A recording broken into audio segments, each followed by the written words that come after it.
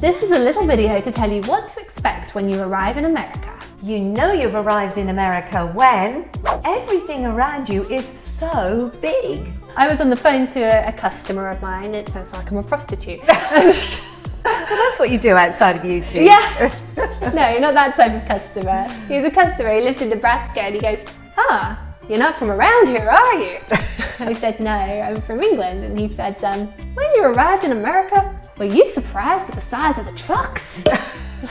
I said, yes, I was actually. Yeah, actually they are huge. They are huge. Can't imagine them going around the little seaside towns and the country roads out there. I mean, huge vehicles do, but I mean, you'd never pass in some places. No, there's no need for them really, is there? Unless No. you really are towing something or something like that. Yeah. And as well as the vehicles, the buildings, the open spaces, and... The portion sizes. yes, all the myths are true. You get a lot of food on your Yes. plate. Yes, but you do get to take it home if you don't finish it. They'll give you a little box. Yeah, and then it lasts for the rest of the week. Yes. It feels like you've kind of got a free meal, even though you haven't. But it has that feeling. You know you've arrived in America when fast food outlets are everywhere. And yes, we do mean everywhere. And there is literally a Starbucks on every street corner. And they're in all the supermarkets too. Yeah. Unfortunately, there's not such a range of coffee shops. There's just sometimes they're really nice local ones, or Yes. things like Pete's. Or like some states have a lot of Dunkin' Donuts, I hear. But they don't have like Cafe Nero or Pret a Manger. Costa. Yeah. I don't know if they do. They probably do somewhere like New York and in the bigger Maybe. cities maybe. I'm Yeah. not sure, but not around here. No, Starbucks or nothing. You know you've arrived in America when the locals are really friendly and welcoming. And they all comment on your accent. As soon as you get off that plane, there will be a comment, or probably on the plane actually, if there Yes. are Americans on your flight. Yes, it's a great conversation opener. You know you've arrived in America when there's a can-do attitude and a really optimistic, upbeat vibe. The classic phrase is, we'll figure it out.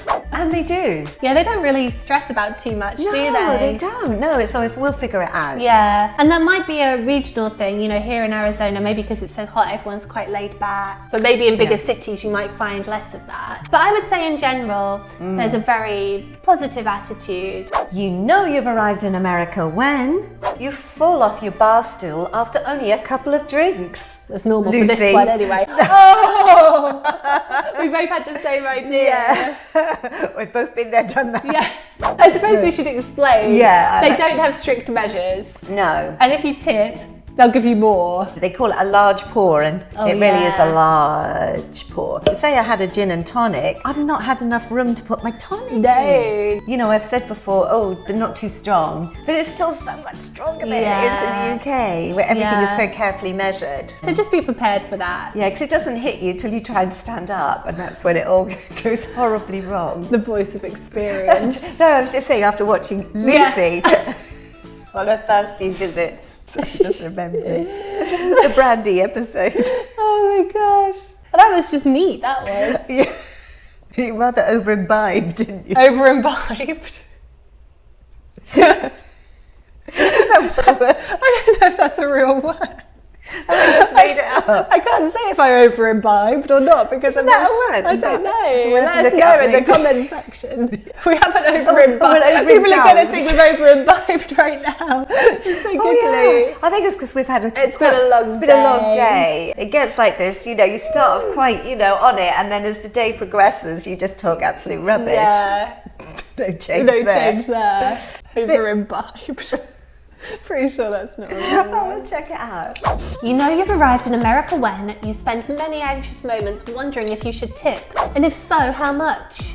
Because you hear those stories, don't you, about people chasing non-Americans down the street because they didn't tip. Oh, I'd be so nervous. And then you have to fill in this little receipt thing, don't Yeah. you? You have to check it and then write down how much the tip is and then the total.